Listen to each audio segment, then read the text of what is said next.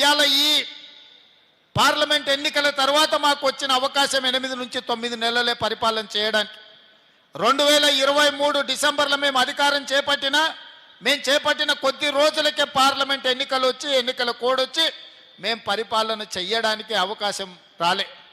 ఆ రోజు 5-6 నెలలు ఎన్నికల కోడ్తో పరిపాలన పట్టాలెక్కలేదు. ఆ తర్వాత 8-9 నెలల్లోనే మేము పరిపాలన చేసింది. ఇవాళ నేను అడుగుతున్న మీరు గుండెల మీద చేయి పెట్టుకొని ఆలోచన చేయండి.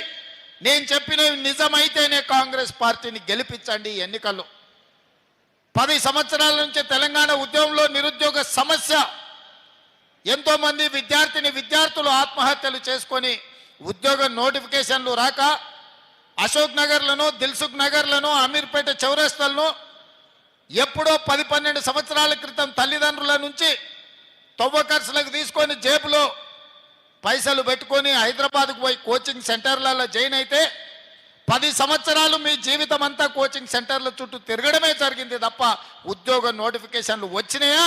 వచ్చిన నోటిఫికేషన్ల ఫలితాలు ఇచ్చిండ్రా అని నేను అడుగుతున్నా. పోలీసు ఉద్యోగ నియామకాలు, టీచర్ల ఉద్యోగ నియామకాలు, డాక్టర్ల ఉద్యోగ నియామకాలు, పారామెడికల్ సిబ్బంది ఉద్యోగ నియామకాలు, నర్సుల నియామకాలు ఏవైనా టీఆర్ఎస్ పార్టీ నియామకాలు చేపట్టిందా? నోటిఫికేషన్ ఇవ్వరు. నోటిఫికేషన్ ఇస్తే వాళ్ళే కోర్టుల్లో కేసులు వేసి లిటిగేషన్లు పెట్టి కోచింగ్ సెంటర్లతో కుమ్ముక్కై పరీక్షలు పెట్టకుండా విద్యార్థులు రాయకుండా చేసి విద్యార్థులను కోచింగ్ సెంటర్లలో అశోక్ నగర్ చౌరస్తాల్లో, దిల్సుఖ్ నగర్ చౌరస్తాల్లో అనాథలుగా వాళ్ళను 10 సంవత్సరాలు తిప్పింది మీరు కాదా? మరి నేను వచ్చిన తర్వాత 11,000 మంది టీచర్ల నియామకాలు చేసింది నిజం కాదా? ఇవాళ టీచర్లను అడగండి.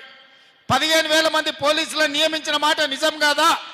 6,000 మెడికల్ సిబ్బందిని నియమించిన మాట వాస్తవం కాదా? ఇవాళ ఫైర్ ఇంజన్ డిపార్ట్మెంట్ ఇలా చెప్పుకుంటూ వెళ్తే ప్రతి డిపార్ట్మెంట్లో 55,163 ప్రభుత్వ ఉద్యోగ నియామకాలు చేపట్టింది నిజము కాదా? ఒకవేళ 55,163 మంది ఉద్యోగులకు మేము ఉద్యోగ నియామకాలు ఇచ్చుంటే మాకు ఈ ఎన్నికల్లో ఓటు వేయండి అని నేను అడుగుతున్నా. ఇవ్వకపోతే నాకు ఓటు వేయకండి. అదేవిధంగా టీచర్లు 10 ఏళ్ళు ప్రమోషన్లు లేవు, 10 ఏళ్ళు బదిలీలు లేవు. 35,000 మంది టీచర్లను బదిలీ చేసి 22,000 మంది టీచర్లకు ప్రమోషన్లు ఇచ్చి తండాలలో, గూడాలలో టీచర్లు లేకపోతే అక్కడ 11,000 మందిని నూతనంగా టీచర్లు నియమించి ఆ పాఠశాలల టీచర్లు నియమించిన మాట నిజం కాదా? ఇవాళ ఈ ట్రాన్స్ఫర్లైన 35,000 మంది టీచర్లు, ప్రమోషన్లు వచ్చిన 22,000 మంది టీచర్లను, కొత్తగా నియామకమైన 11,000 మంది టీచర్లను నేను అడుగుతున్నా. నేను చేసింది నిజమే అయితే మీ గుండెల మీద చేయి పెట్టుకొని ఒక్కసారి ఆలోచన చేసి రేవంత్ రెడ్డి చెప్పింది నిజమైతే పట్టభద్రుల ఎన్నికలలో నాకు ఓటు వేయండి. నేను చెప్పింది అబద్ధమైతే అవతలకు ఓటు వేయండి. ఇవాళ మన పిల్లలు చదువుకున్నా, డిగ్రీలు, పీజీలు, పిహెచ్డి సర్టిఫికెట్లు తీసుకున్నా వాళ్ళకు టాలెంట్ తక్కువ ఉందని ఉద్యోగాలు రాకపోతే నిరుద్యోగులుగా బజార్లలో తిరుగుతుంటే ఇవాళ 65 ఐటీఐలలో చేరిన వాళ్ళకు సర్టిఫికెట్ వస్తుంది కానీ వాళ్ళకు టాలెంట్ లేకపోతే టాటా కంపెనీతోని మాట్లాడి 2,400 కోట్ల రూపాయలలో 2,100 కోట్ల రూపాయలు టాటా కంపెనీ పెట్టి ఈ 65 ఐటీఐలను అప్గ్రేడ్ చేసి అడ్వాన్స్డ్ టెక్నాలజీ సెంటర్లుగా తీర్చిదిద్దియాల మన పిల్లలకు టాలెంట్ పెంచాలి, సాంకేతిక నైపుణ్యం పెంచడానికి ముందుకెళ్తున్నాం.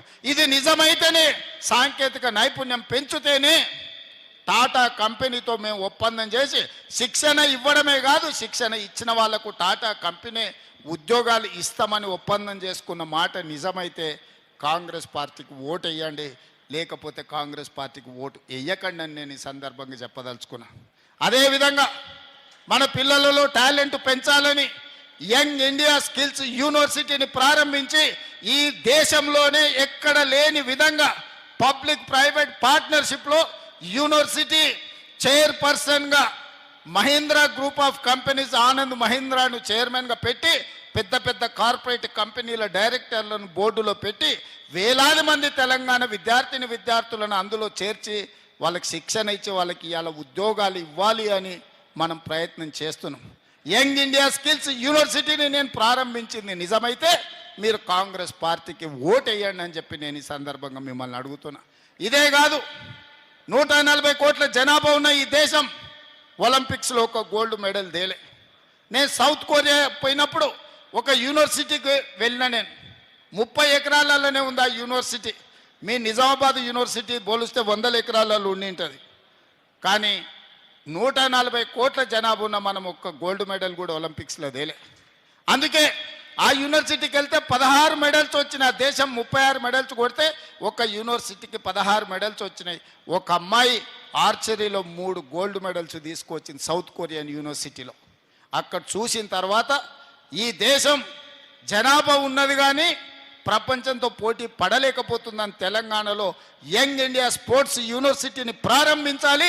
మన యువతను టాలెంటెడ్ విద్యార్థులుగా తీర్చిదిద్దాలి, స్పోర్ట్స్లో రాణించాలి అని చెప్పి ఇవాళ మనం యంగ్ ఇండియా స్పోర్ట్స్ యూనివర్సిటీని మనం ప్రారంభించి మట్టిలో మాణిక్యాలను గ్రామీణ ప్రాంతాలలో ఉన్న విద్యార్థుల్లో ఉన్న నైపుణ్యాన్ని ఇవాళ బయటికి తీయాలని మనం ప్రయత్నం చేస్తున్నాం. అదే కాదు, ఈ నిజామాబాద్ టౌన్లో నిలబడి మాట్లాడుతున్నాం. మీ ఊర్లో ఇక్కడ మీ మీ మీ మీ కాలనీలో తిరిగిన నిఖత్ జరీన్ బాక్సింగ్లో ఛాంపియన్షిప్ తీసుకొస్తే నిఖత్ జరీన్కి గ్రూప్ 1 జాబ్, డిఎస్పీ జాబ్ ఇచ్చి 2 కోట్ల రూపాయల నగదు ఇచ్చి మీ నిజామాబాద్